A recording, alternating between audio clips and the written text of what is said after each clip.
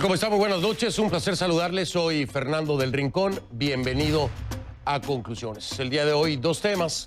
Por supuesto, vamos a estar actualizando lo que ya es el escenario preelectoral en Bolivia, con una controversia lamentable, diría yo, muy lamentable. Es el tema Camacho-Pumari, Pumari-Camacho.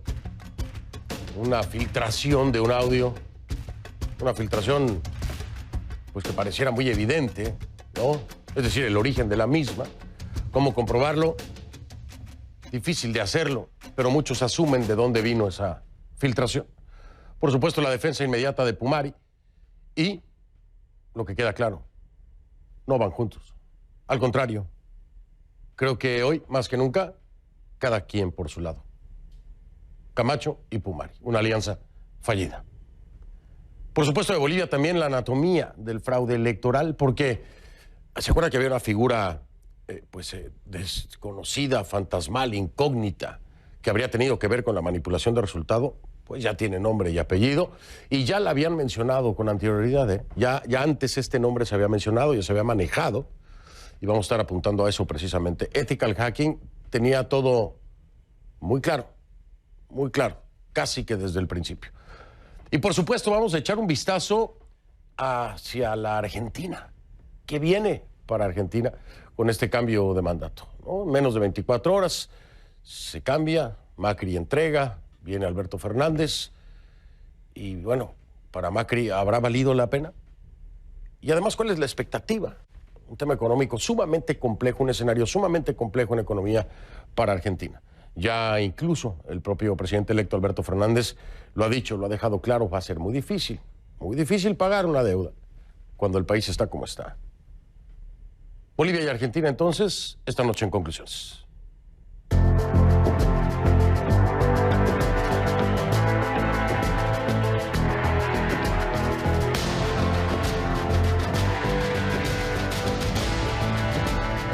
Le pido que a partir de este momento me acompañe utilizando la etiqueta numeral Conclubol Investiga. Numeral Conclubol Investiga. Bol de Bolivia investiga, de investigación, obviamente, porque todavía continúa la misma acerca pues del resultado de la auditoría que hiciera la OEA, mostrando lo que se calificaría por cualquiera como un fraude, y que así se asume, ¿no? Cuando hubo intenciones dolosas de manipular el resultado electoral. Hay investigación, ¿por qué? Porque tiene que haber responsables. ¿Quiénes son los responsables? Eso sigue en la investigación. Conclubol Investiga. Sus comentarios, por favor, con esa etiqueta. Mi cuenta en Twitter, @soyfdelrincón, @soyfdelrincón. La etiqueta, le repito, Conclubol Investiga. A ver, $250,000 y el control de 2 aduanas. Esas dicen, habrían sido las condiciones que, según una grabación filtrada, habría puesto el presidente del Comité Cívico de Potosí, Marco Antonio Pumari, a cambio de aceptar ser el candidato a la vicepresidencia de Bolivia de Luis Fernando Camacho. Así es como lo plantean, ¿no? En esta filtración, en ese contexto. El líder del Comité Cívico Potosí calificó de cobarde la difusión del audio de la conversación entre él y Camacho el 3 de diciembre. Sí, porque en este audio las voces que se escuchan son de los dos, que quede muy claro. El de Luis Fernando Camacho y el de Pumari. Esa conversación, dice Pumari, fue el 3 de diciembre, en la que supuestamente se oye al expresidente del Comité Cívico de Santa Cruz, expresidente del Comité Cívico de Santa Cruz, Luis Fernando Camacho, rechazar la entrega del dinero, de los supuestos 250,000. El audio, que fue publicado por el medio Detrás de la Noticia de Bolivia, dura un poco menos de 3 minutos. Comienza con una voz, que sería la de Camacho, diciendo que no pueden empezar con condiciones. Y agrega: estoy prácticamente pagando por una candidatura cuando hablamos de $250,000, y no es correcto. Cuando hablamos de las aduanas, no es mi gobierno, y te lo dije. Yo anoche decidí que voy a ir tranquilo y usted vaya tranquilo por donde quiera ir, Marquito. Entrar con un vicepresidente que me condiciona con plata y con aduana, no puedo ir, dice la grabación, ¿no? En la supuesta voz de Luis Fernando Camacho. Pero ahora, ¿qué dice Pumari? Es muy importante escuchar también a Pumari. Pumari, abierta y honestamente, hay que subrayarlo, confirma que es su voz. no lo niega. Pumari dice claramente, sí, sí, es mi voz la que aparece en esa grabación. Pero, ojo, dice que el audio fue manipulado y distorsionado. Distorsionado en su contexto, ¿eh? No creo que distorsionada la voz, no. Distorsionado en su contexto. Y exigió que se le demuestre con documentos que él pidió dinero a cambio de su candidatura. Camacho, por su parte, publicó el domingo un comunicado donde desmiente que haya grabado el audio o que lo haya difundido. Dice lo siguiente: si yo hubiera grabado la conversación y hubiera querido que se conozca, les aseguro que el mismo día lo hubiese publicado de frente, sin esconderme, y por los siguientes motivos. Su pedido de los $250,000 y las 2 aduanas, Oruro y Potosí, fue hecho en una reunión anterior, el domingo 1 de diciembre, por lo que me podría haber evitado toda una semana de ataques y mentiras que tuve que soportar por caballerosidad y respeto a una conversación privada, aunque por demás repugnante, manifestó Camacho. Fíjese usted cómo es la política, ¿no? O qué pasa cuando ya el poder entra en juego.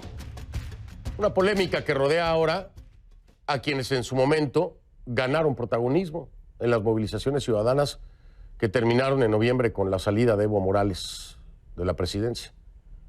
El 29 de noviembre, Camacho anunció que se postularía a la presidencia de Bolivia en las próximas elecciones. Pero aquí hay algo muy importante. Empiezan estos juegos sucios, ¿no? Porque son juegos sucios, a final de cuentas. Esta llamada, esta grabación, perdón, este audio, porque no es una llamada, es un audio de una reunión, fue grabada por alguien. ¿Quiénes estaban ahí? Pumari, Camacho y algunas otras personas no identificadas. ¿Pero en dónde se reunieron? En las oficinas de Pumari o las de Camacho. En las de Camacho. Entonces, la lógica nos diría que quien grabó fue alguien en la oficina de Camacho. Y si ese alguien lo grabó, ¿fue por órdenes de Camacho o no? Y si ese alguien lo grabó, ¿con qué intención fue que se grabó?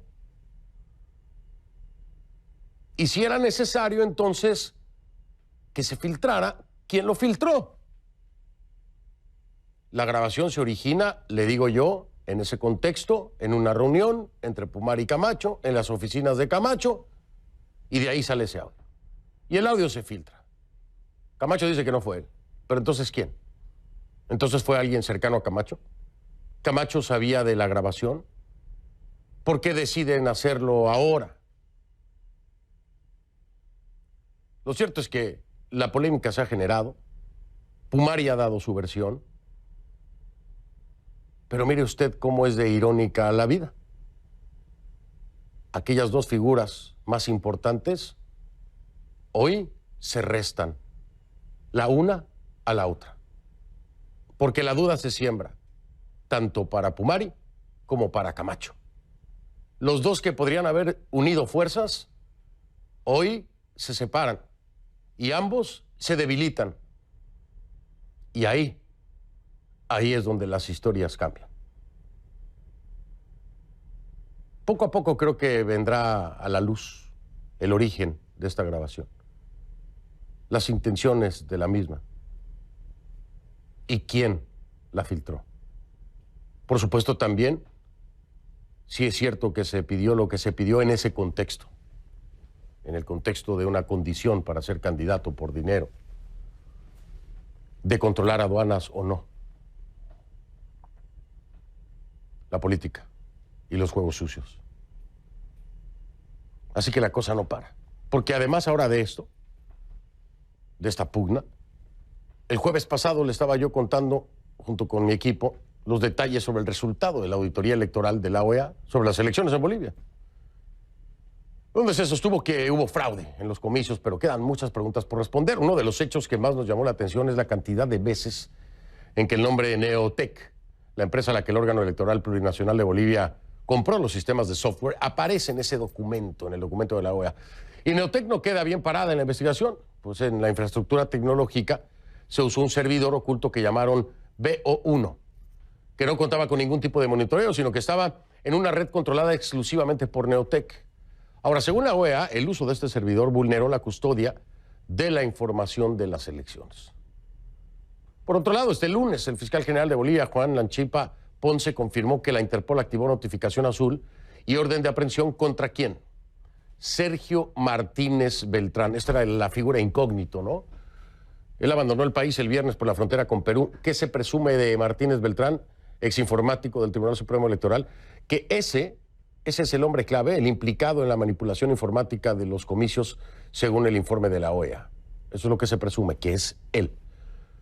La persona que ha sacado a la luz estos datos es mi invitado de esta noche.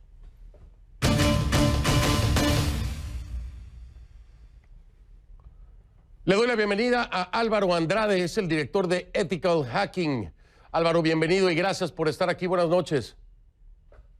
Muy buenas noches, estimado Fernando, y muchísimas gracias a ti por el espacio y por la invitación. Al contrario, Álvaro, muchísimas gracias. Oye, y decía yo al inicio del programa, yo creo que si alguien tenía las cosas claras casi desde el principio era precisamente Ethical Hacking. ¿Tú ya veías venir todo esto, Álvaro? ¿Ustedes ya tenían la sospecha de que iba a ser un proceso electoral fraudulento y viciado?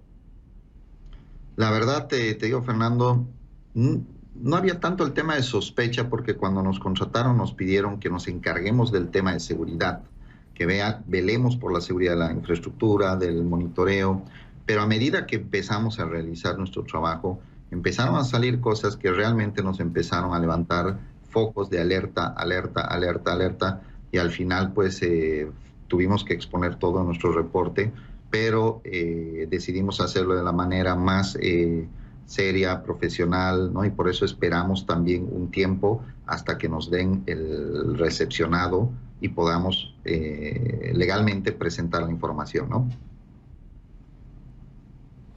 Ahora, conforme fue avanzando precisamente la denuncia, las demandas que se daban también por parte de la población, ustedes empezaron a verificar, me imagino que por propia cuenta y por obligación, evidentemente, cada una de estas denuncias. ¿Fue fácil dar con todas estas fallas de inmediato? Desde el punto de vista técnico, sí, porque al tener todo el ambiente monitoreado, pues teníamos registros y contamos con los registros todavía aún para cualquier auditoría que pueda venir más adelante, y al final solamente es verificar, filtrar, extraer la información. Cuando veíamos el tema de las actas que se desanulaban, ¿no?, a simple correo, a simple llamada, actas que estaban anuladas, las desanulaban, y era una cantidad fuerte de actas. Cuando, como dices, por obligación entramos a verificar las actas, todas en el 98% eran, 99% eran a favor del MAS. Ahí estaba ya claro entonces que lo que se había cometido era un fraude electoral. En algún momento, y esto es muy importante, Álvaro, que me lo digas porque quiero entenderlo desde la perspectiva país y que los bolivianos lo entiendan desde la perspectiva país. Cuando ustedes estaban ya claros de que se había cometido un fraude, que había una manipulación del resultado, ¿pensaron que se iba a lograr demostrar el mismo a nivel país o necesariamente pensaban que tendría que ser un ente internacional el que participara de esto? Desde nuestro punto de vista y como obligación, como empresa y como bolivianos, no podíamos dejar de decir la verdad, de sacar esto. Y obviamente cuando ya se dijo la verdad y participó también la OEA como organismo internacional, el trabajo que hicieron fue bastante serio. Inclusive hubieron varias veces que hablamos con la OEA, aportamos información de nuestros reportes que están plasmadas en el reporte final de la OEA. Entonces yo creo que tanto desde la empresa, nosotros como empresa auditora, siendo una empresa extranjera, pero conformada en la mayoría por bolivianos, y más el aporte de la OEA, pues ya las cosas quedaron bastante claras, ¿no?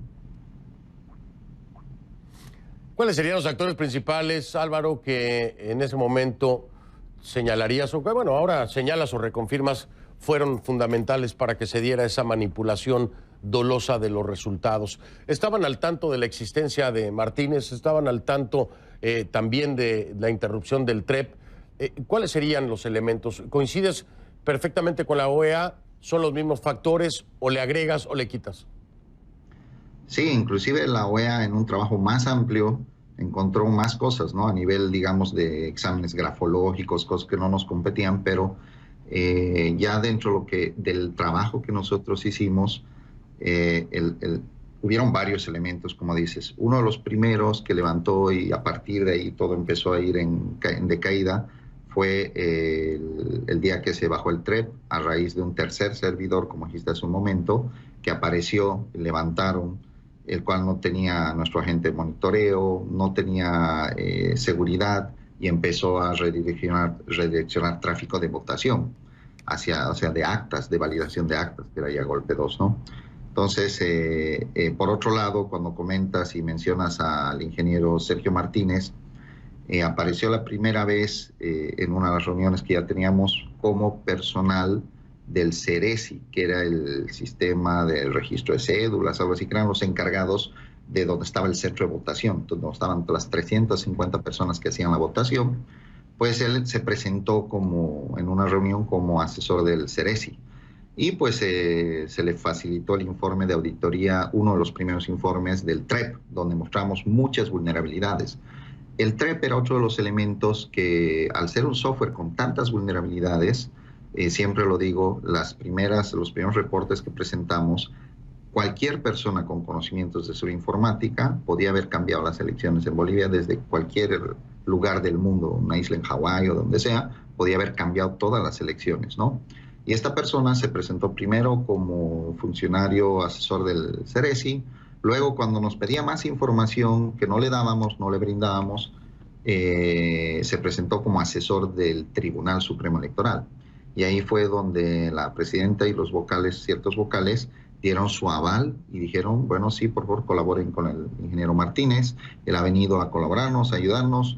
Inclusive esta persona quiso, tenía acceso a documentos que ni nosotros teníamos, que eran documentos sensibles, confidenciales.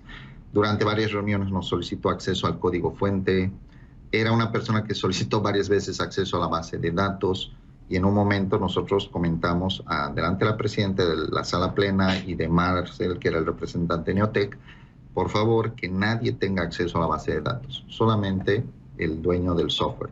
Porque de lo contrario, quien tenga acceso a la base de datos se estaría, si pasa algo más adelante, sería parte del sujeto de investigación. Entonces, de esa manera fue que frenamos esta solicitud y no dejamos que tenga acceso a la base de datos, ¿no? Aquí tengo que hacer una pausa, pero te quiero hacer otra pregunta acerca de Sergio Martínez. En el contexto ya de los vocales del Tribunal Supremo Electoral, porque ahora están tratando de presentarlo como una persona a la que se contrató y que después hizo de las suyas, ¿no?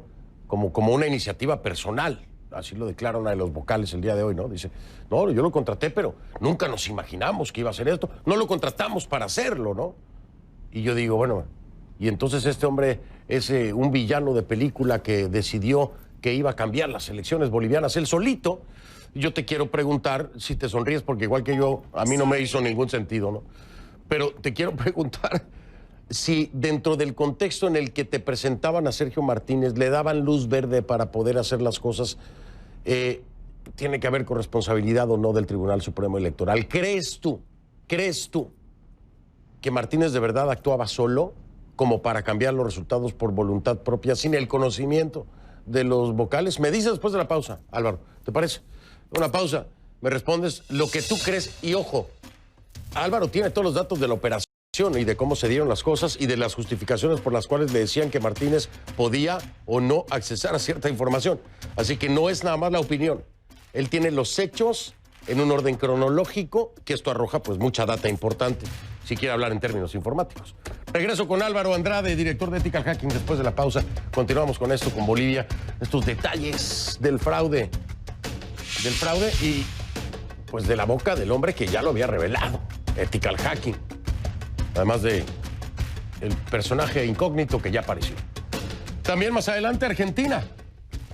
La presidencia de Mauricio Macri y el futuro de Argentina ya con Alberto Fernández y Cristina Fernández. Macri, ¿valió la pena? Ya regreso.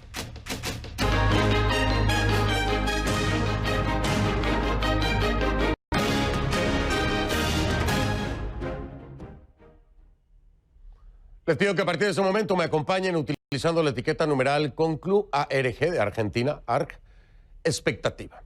Conclu ARG, expectativa. La expectativa que hay en Argentina, por supuesto, con el nuevo gobierno, el de Alberto Fernández. Y si valió la pena el de Macri, ¿no? Sus comentarios, por favor, a mi cuenta de Twitter, @soyfdelrincón, @soyfdelrincón, con la etiqueta Conclu ARG, expectativa. Argentina, ya lo sabe, tendrá un nuevo presidente en unas 14 horas, más o menos. Alberto Fernández asume este martes y comienza un nuevo proceso de 4 años. El peronismo vuelve al poder después del mandato de Mauricio Macri. Ya comenzaron a llegar algunos líderes regionales. El presidente de Cuba, Miguel Díaz-Canel, fue el primero en pisar suelo argentino. También estarán el presidente de Chile, Sebastián Piñera, el de Paraguay, Mario Abdo Benítez, el de Uruguay, Tabaré Vázquez, y Luis Lacalle Pou, presidente electo de ese país, ¿no? En las últimas horas de Macri en el poder preguntamos si valió la pena. ¿Valió la pena el gobierno de Macri? ¿Y cuáles son las expectativas por la asunción de Alberto Fernández? ¿O qué podríamos esperar? Vamos a platicar acerca de esto con mi invitado.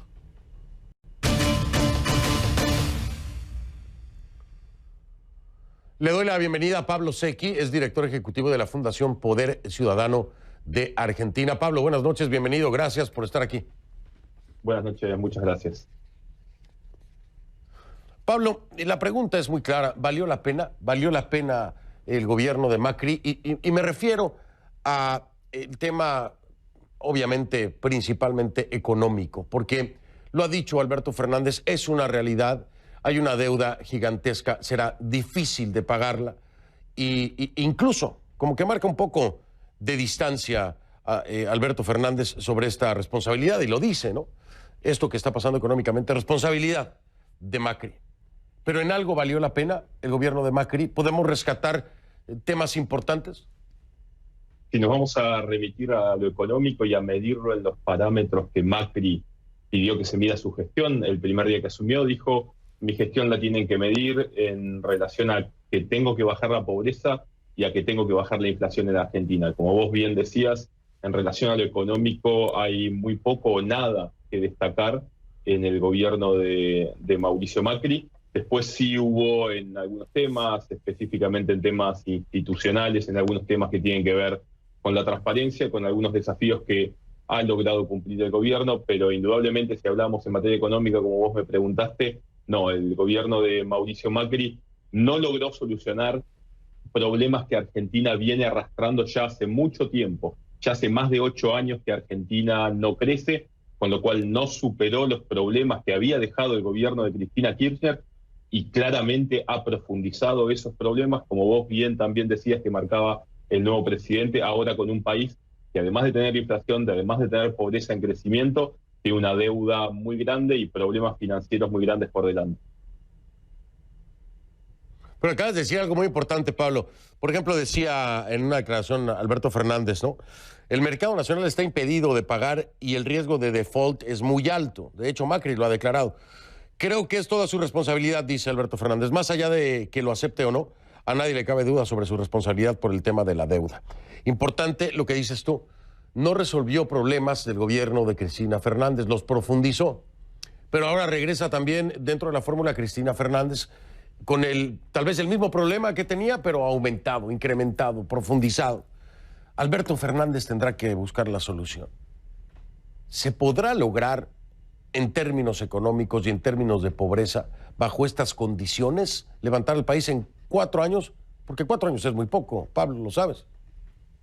Sí, recordemos que Argentina tiene un presidencialismo, que el presidente es unipersonal, está en la cabeza de Alberto Fernández a partir del día de hoy ya aquí en Argentina, con lo cual es una gestión nueva, con lo cual no conviene achacarle los problemas del pasado a Alberto Fernández, y hay que tener al menos la esperanza de que pueda solucionar, que venga con nuevas ideas, viene con un equipo joven. La verdad que lo mío son más esperanzas que datos ciertos sobre lo que va a pasar en la Argentina.